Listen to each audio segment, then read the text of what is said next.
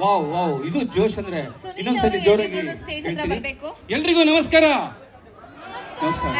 ಸುನೀಲ್ ಅವರೇ, ಇವತ್ತು ನಾನು ನೃತ್ಯ ಮಾಡಕ್ ಬಂದಿಲ್ಲ, ನಿಮ್ಮನ್ನೆಲ್ಲ ಸ್ವಲ್ಪ ಎಂಟರ್ಟೈನ್ಮೆಂಟ್ ಮಾಡ್ತೀನಿ. ಜೊತೆಗೆ ಗಂಡು ಮತ್ತೆ ಹೆಣ್ಣು ಇವರಿಬ್ಬರಿಂದ ಒಂದೆರಡು ಮ್ಯಾಜಿಕ್ ಶೋ ಅನ್ನ ಮಾಡ್ತೀನಿ.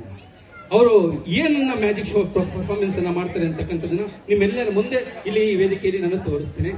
ಸ್ನೇಹಿತರೆ, ಕಲೆ ಅಂತಕ್ಕಂಥದ್ದು ಎಲ್ಲರನ್ನ ಕೈ ಬೀಸಿ ಕರೆಯುತ್ತಂತೆ. ಆದ್ರೆ ಇವತ್ತು ಈ ವೇದಿಕೆಯಲ್ಲಿ ಪರ್ಫಾರ್ಮ್ ಮಾಡಿದಂತಹ ಕಲಾವಿದರನ್ನ ಮಾತ್ರ ಆಯ್ಕೆ ಮಾಡ್ಕೊಳ್ಳುತ್ತೆ ಅಂತ ಹೇಳಿ ನಾನು ಈ ಸಂದರ್ಭದಲ್ಲಿ ಹೇಳಿಕ್ಕೆ ಇಷ್ಟಪಡ್ತೀನಿ ಸ್ನೇಹಿತರೆ. ಆದ್ರೆ ಒಂದು ವಿಚಾರ ಏನಪ್ಪಾ ಅಂತಂದ್ರೆ, ಎಲ್ರಿಗೂ ಕೂಡ ಕಲೆ ಅಂತಕ್ಕಂಥದ್ದು ಬಹಳ ಇಂಪಾರ್ಟೆಂಟ್. ಎಲ್ಲರೂ ಅವರವರಿಗೆ ತಕ್ಕಂತ ಒಂದು ಕಲೆಯನ್ನ ಅವರ ಜೀವನದಲ್ಲಿ ಅಳವಡಿಸಿಕೊಟ್ಟಿರ್ತಾರೆ. ಉದಾಹರಣೆಗೆ ಹಾಡು ಹೇಳೋದೇ ಇರ್ಬೋದು, ಡ್ಯಾನ್ಸ್ ಮಾಡೋದೇ ಇರ್ಬೋದು, ಜೊತೆಗೆ ಟಿವಿ ನೋಡೋದೇ ಇರ್ಬೋದು, ಪ್ರೀತಿ ಮಾಡೋದೇ ಇರ್ಬೋದು, ಹಾಸ್ಯ ಮಾಡೋದೇ ಇರ್ಬೋದು. ಸ್ನೇಹಿತರೆ, ಹಾಡು ಹೇಳೋದು ಒಂದು ಕಲೆ ಅಂತ ನಾನು ಹೇಳಿಕ್ಕೆ ಇಷ್ಟಪಡ್ತೀನಿ. ಹಾಡುಗಳು ಹಿಂದಿನ ಕಾಲದಲ್ಲಿ ಒಂದು 25 ವರ್ಷ ನಾವು ಹಿಂದಕ್ಕೆ ಹೋಗೋಣ, ಅವಾಗ ಹಾಡುಗಳು ಎಷ್ಟು ಚೆನ್ನಾಗಿತ್ತಪ್ಪ ಅಂತಂದ್ರೆ, ನಿನ್ನಂತ ಅಪ್ಪ ಇಲ್ಲ, ನಿನ್ನಂತ ಮಗಳು ಇಲ್ಲ. ನೋಡಿ, ಅಪ್ಪ ಮಗಳ ಒಂದು ಬಾಂಧವ್ಯವನ್ನ ಬೆಸೆಯುವಂತಹ ಒಂದು ಹಾಡು. ಆದ್ರೆ ಇತ್ತೀಚಿನ ಹಾಡುಗಳು ಬಂದಿದೆ, ಎಷ್ಟು ಅದ್ಭುತವಾಗಿದೆ ಅಂದ್ರೆ ಹಾಡುಗಳು ನಮ್ಮ ತಲೆಯಲ್ಲಿ ಇಲ್ವೇ ಇಲ್ಲ. ಆಗಿನ ಹಾಡುಗಳಲ್ಲಿ ಒಂದು ಸಂಗೀತ ಇರ್ತಾ ಇತ್ತು, ಸ್ವಾರಸ್ಯಕರವಾದ ಒಂದು ಸಾಹಿತ್ಯ ಇರ್ತಾ ಇತ್ತು. ಆದ್ರೆ ಈಗಿನ ಹಾಡುಗಳಲ್ಲಿ ಇಲ್ಲ. ಇತ್ತೀಚಿನ ಹಾಡುಗಳು ಹೆಂಗಿದೆಪ್ಪ ಅಂತಂದ್ರೆ, ಲಕ್ಸು ಸೋಪು ಹಾಕೊಂಡ್ ಜಳಕ ಮಾಡಿ ಜಸ್ಟ್ ಬಂದೀವ್ನಿ, ಬಸಣ್ಣಿ ಬಾ ಬಸಣ್ಣಿ ಬಾ ಬಾ ಬಾ ಬಸಣ್ಣಿ ಬಾ. ಇದೇ ಹಾಡನ್ನ ಒಂದು 30 ವರ್ಷ ಹಿಂದೆ ನಮ್ಮ ರಾಮಜ್ಜಿಯವರು ಹಾಡಿದ್ರೆ ಹೇಗಿರ್ತಿತ್ತಪ್ಪ ಅಂತಂದ್ರೆ, ನಮ್ಮಜ್ಜಿ ಅವಾಗ ಹಾಡು ಹೇಳ್ದು ಹೆಂಗಿರ್ತಿತ್ತಪ್ಪ ಅಂದ್ರೆ, ಅವಾಗೆಲ್ಲ ಸೋಪುಗಳಂದ್ರೆ ಇಟ್ಕಿ ಸೋಪು, ಲಕ್ಸ್ ಲೈಫಾಯ್ ಸೋಪ್ ಬರ್ತಾ ಇತ್ತು. ಇಟ್ಕಿ ಸೋಪು ಹಾಕೊಂಡು ಸ್ನಾನ ಮಾಡಿ ಈಗಷ್ಟ ಬಂದೀವ್ನಿ, ಪುಟ್ಟಜ್ಜ ಬಾ ಪುಟ್ಟಜ್ಜ ಬಾ ಬಾ ಬಾ ಪುಟ್ಟಜ್ಜ ಬಾ. ನೋಡಿ, ಎಷ್ಟು ಅದ್ಭುತವಾಗಿರ್ತಾ ಇತ್ತು. ನಮ್ಮ ಅಜ್ಜಿ ಕೈ ಹೇಳಿಸಿದ್ರೆ ಹಾಡು. ಇತ್ತೀಚಿನ ನೃತ್ಯ ಮಾಡತಕ್ಕಂಥದ್ದು ಒಂದು ಹಾಸ್ಯ ಅಂತ ನಾನು ಹೇಳಿಕ್ಕೆ ಇಷ್ಟಪಡ್ತೀನಿ ಸ್ನೇಹಿತರೆ.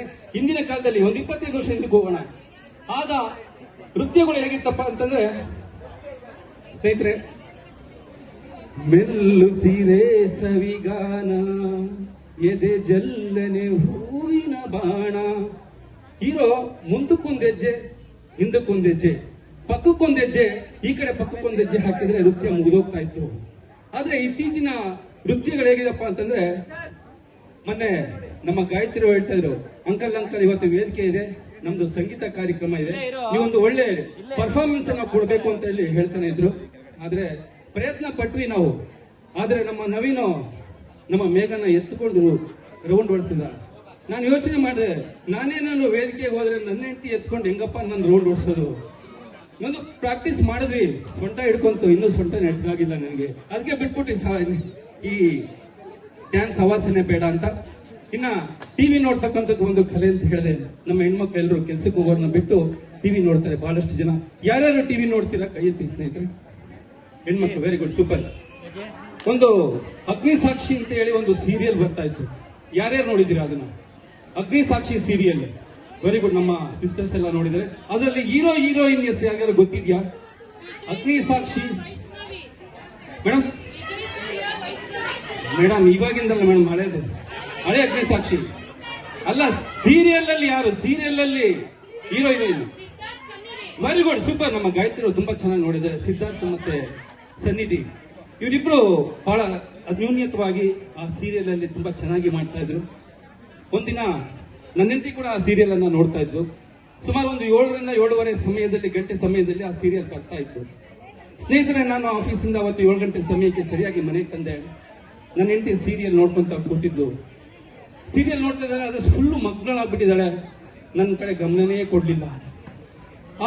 ಆ ಮಧ್ಯದಲ್ಲಿ ಬಂದು 5 ನಿಮಿಷ ಇದೆ ಕೂತ್ಕೊಂಡು, ನನ್ನ ಕಡೆ ಗಮನ ಇಲ್ಲ, ಸೀರಿಯಲ್ ಅಲ್ಲಿ ಫುಲ್ ಇನ್ವಾಲ್ವ್ಮೆಂಟ್ ಆಗಿದ್ದಾಳೆ. ಪುಣ್ಯಕ್ಕೆ ಒಂದು ಅಡ್ವರ್ಟೈಸ್ಮೆಂಟ್ ಬಂತು. Nirma powder Nirma, washing powder Nirma, ನಿರ್ಮಾದಿಂದ ಎಲ್ಲ ವಾಷಿಂಗ್ ಪೌಡರ್ ನಿರ್ಮಾ, ಇದರ ಬಂತು ನನ್ನ ಪುಣ್ಯಕ್ಕೆ. ತಕ್ಷಣಕ್ಕೆ ನನ್ನ ಹೆಂಡತಿ ನನ್ನ ಮುಖ ನೋಡಿದ್ಲು. ಅಡ್ವರ್ಟೈಸ್ಮೆಂಟ್ ಬಂದಿದ್ಗೆ, ರೀ ಯಾವತ್ ಬಂದ್ರಿ ಅಂತ ಕೇಳಿದ್ಲು. ಅಯ್ಯೋ, ನಿನ್ ಮನಿಕಾ ಯೋಗ ಬಂದ್ 5 ನಿಮಿಷ ಆಯ್ತು, ನನ್ನ ಕಡೆ ಗಮನನೇ ಕೊಡ್ಲಿಲ್ಲ, ಅಷ್ಟೊಂದು ಸೀರಿಯಲ್ ನೋಡ್ತಾ ಇದೆಯಲ್ಲ, ಬೇರೆ ಕೆಲಸನೇ ಇಲ್ವಾ ನಿನ್ಗೆ ಎಂದೆ. ನನ್ನ ಹೆಂಡತಿಗೆ ಸಿಟ್ಟು ಬಂದ್ಬಿಡ್ತು. ರೀ ಅದೇನ್ರಿ ಹೆಂಗಾಡ್ತೀರಾ, ಆ ಸನ್ನಿಧಿ ನೋಡ್ರಿ, ಆ ಸಿದ್ಧಾರ್ಥ ಎಷ್ಟು ಚೆನ್ನಾಗಿ ಮುದ್ದು ಮಾಡ್ತಾನೆ, ಎತ್ಕೊಂಡೆಲ್ಲ ಎಷ್ಟು ಚೆನ್ನಾಗಿ ಪ್ರೀತಿ ಮಾಡ್ತಾನೆ ಅಂದ್ರು. ನನಗೂ ಇಷ್ಟ ಆಯ್ತು. ಹೌದು ಕಣೆ, ಆ ಸನ್ನಿಧಿ ನೋಡಿದ್ರೆ ನನಗೂ ಅವಳು ಎತ್ಕೊಂಡು ಮುದ್ದಾಡ್ಬೇಕು ಅಂತ ಅನ್ಸುತ್ತೆ. ಆಗ ಸಿದ್ಧಾರ್ಥ ಬೇಜಾರ್ ಮಾಡ್ಕೊಂಡಂಗೇನೆ ಅಂದೆ. ಸ್ನೇಹಿತರೆ, ಇನ್ನ ಪ್ರೀತಿ ಮಾಡೋದು ಒಂದು ಕಲೆ ಅಂತ ನಾನು ಹೇಳಿದೆ. ಆವಾಗಲೇ ನಾನು ಇಲ್ಲಿ ಅಬ್ಸರ್ವ್ ಮಾಡ್ತಾ ಇದ್ದೆ. ನಮ್ಮ ನಿಖಿಲ್ ಮತ್ತೆ ನಮ್ರತ ಇಲ್ಲಿಬ್ರು ಕೂತಿದ್ರು. ನಿಖಿಲ್ ಹೇಳ್ತಾ ಇದ್ರು, ಎಲ್ಲರೂ ಡ್ಯಾನ್ಸ್ ಮಾಡ್ತಾ ಇದ್ರೆ ನಾನೇ ಸುಮ್ಮನೆ ಕೂತ್ಕೋಬೇಕು ಅಂತ ಹೇಳಿ ಏನಾದ್ರೂ ಮಾಡಿ ನಮ್ಮ ನಮ್ರತನ್ನ ಇನ್ನೊಂದ್ ಸ್ವಲ್ಪ ಹತ್ರ ಮಾಡ್ಕೋಬೇಕು ಅಂತ ನಮ್ ನಿಖಿಲ್ ಹೇಳಿದ್ರು. ಪ್ರಿಯೆ, ಆಕಾಶದಲ್ಲಿ ನೋಡು ಆ ಚಂದ್ರ ಎಷ್ಟು ಚೆನ್ನಾಗಿ ಬೆಳಗ್ತಾ ಇದ್ದಾನೆ. ಆ ಚಂದ್ರನನ್ನ ಧರೆಗಿಳಿಸಲೇ. ಯಾಕೋ ಪಾಪ ನಮ್ರತನಿಗೆ ಕೋಪ ಬರಕ್ ಸ್ಟಾರ್ಟ್ ಆಯ್ತು. ಇನ್ನೊಂದ್ ಸ್ವಲ್ಪ ನೋಡಿದ್ರೆ ಯಾಕೋ ಅವರು ರಿಯಾಕ್ಟ್ ಮಾಡಲಿಲ್ಲ. ನಮ್ಮ ನಿಖಿಲ್ ಅಷ್ಟಕ್ಕೆ ಸುಮ್ಮನೆ ಕೂತ್ಕೊಳ್ಳಿಲ್ಲ. ಪ್ರಿಯೆ, ಆ ಆಕಾಶದಲ್ಲಿ ಮಿನುಗುತ್ತಿರುವ ನಕ್ಷತ್ರಗಳನ್ನು ನಿನಗಾಗಿ ಕಿತ್ತು ತರಲೇ ಎಂದ್ರು. ನಮ್ರತಗೆ ಇನ್ನಷ್ಟು ಕೋಪ ಬಂತು, ಸ್ವಲ್ಪ ಡೀಸೆಲ್ ಕುಡಿಯಕ್ಕೆ. ಅದೇ ಸಮಯಕ್ಕೆ ಹೆಣ್ಮಕ್ಳಿಗೆ ಜಿಲ್ಲೆಗೆ ಸ್ವಲ್ಪ ಆಗ್ಬರಲ್ಲ. ಅದೇನೋ ದುರಾದೃಷ್ಟವಶಾತ್ ನಿಖಿಲ್ ಅವ್ರಿಗೆ ಅದೇ ಸಮಯಕ್ಕೆ ಒಂದು ಜಿಲ್ಲೆ ಬರ್ಲಿಕ್ಕೆ ಸ್ಟಾರ್ಟ್ ಆಯ್ತು. ಅದಕ್ಕೆ ಅದೇ ಸಮಯಕ್ಕೆ ತಕ್ಕವಾಗಿ ನಮ್ಮ ನಮ್ರತ ಹೇಳಿದ್ರು, ನಿಖಿಲ್ ಕಡೆ ಕೈ ಮಾಡಿ ತೋರಿಸಿದ್ರು, ಅದೆಲ್ಲ ಏನು ಬೇಡ ತರಲೆ, ಮೊದಲು ಓಡಿಸು ಈ ಜಿಲ್ಲೆ ಎಂದ್ರು. ಆಪೋಸಿಟ್ ಇನ್ನೊಬ್ರು ಕೂತಿದ್ರು, ನಮ್ಮ ಅಭಿಷೇಕ್ ಮತ್ತೆ ಗಾಯತ್ರಿ. ಎಲ್ಲಿದ್ದಾರೆ ಅವರು? ಅಭಿಷೇಕ್ ಗಾಯತ್ರಿ ಕೂತಿದ್ರು. ಸ್ವಲ್ಪ ನಮ್ಮ ಗಾಯತ್ರಿ ರೊಮ್ಯಾಂಟಿಕ್, ಅಭಿಷೇಕ್ ಸ್ವಲ್ಪ ಸೀರಿಯಸ್. ನಮ್ಮ ಗಾಯತ್ರಿ ಹೇಳಿದ್ರು, ರೀ ಅಭಿ, ಅಲ್ಲಿ ನೋಡ್ರಿ ಆಕಾಶ ನೋಡ್ರಿ ಎಷ್ಟು ಚೆನ್ನಾಗಿ ನಿಷ್ಕಲ್ಮಶವಾಗಿದೆ ಅಂತ ನಮ್ಮ ಗಾಯತ್ರಿ ಹೇಳಿದ್ರು. ನಮ್ಮ ಅಭಿಷೇಕ್, ಅದ್ರಲ್ಲೇನೇ ಇದೆ, ಅದು ನೇಚರ್ ಅಂದ್ರು. ರೀ ಅಲ್ಲಿ ನೋಡ್ರಿ ನಕ್ಷತ್ರಗಳು ನೋಡ್ರಿ ಎಷ್ಟು ಚೆನ್ನಾಗಿ ಮಿನುಗ್ತಾ ಇದಾವೆ. ಅದ್ರ ಕೆಲಸ ಕಣೆ ಮಾಡ್ತಾ ಇದಾರೆ, ಸುಮ್ಮನೆ ಕೂತ್ಕೊಳ್ಳೆ ಪಾಪ. ಆದ್ರೂ ಸುಮ್ಮನೆ ಇರ್ಲಿಲ್ಲ ನಮ್ಮ ಗಾಯತ್ರಿ. ರೀ ನನಗೆ ತುಂಬಾ ಆಸೆ ಆಗ್ತಾ ಇದೆ, ಅಲ್ಲಿ ಆ ಚಂದ್ರ ಎಷ್ಟು ಚೆನ್ನಾಗಿದೆ ನೋಡ್ರಿ, ಅವ್ನು ಕಿತ್ಕೊಂಡ್ಬಂದು ನನ್ನ ತಲೆಗೆ ಮೂಡಿಸ್ತೀರಾ ಅಂದ್ರು. ಅದೆಲ್ಲಿತ್ತೋ ಕೋಪ ನಮ್ಮ ಅಭಿಷೇಕ್ಗೆ ಗೊತ್ತಾಗಿಲ್ಲ. ಸುಮ್ಮನೆ ಕೂತ್ಕೊಳ್ಳೆ, ಆ ಚಂದ್ರನ ನೀನ್ ತಲೆಗೆ ತಂದು ಮೂಡಿಸಿದ್ರೆ ಭೂಮಿ ಸುತ್ತ ನಿಮ್ ತಾತ ಸುತ್ತಾರ ಅಷ್ಟೇ ಹೇಳ್ತಾರೆ. ಅಲ್ಲಿದ್ದರಿಗೆ ಕಡ್ಲೆ ಇಲ್ಲ, ಕಡ್ಲೆ ಇಲ್ಲ ಅಂತ ಹೇಳ್ತಾರೆ.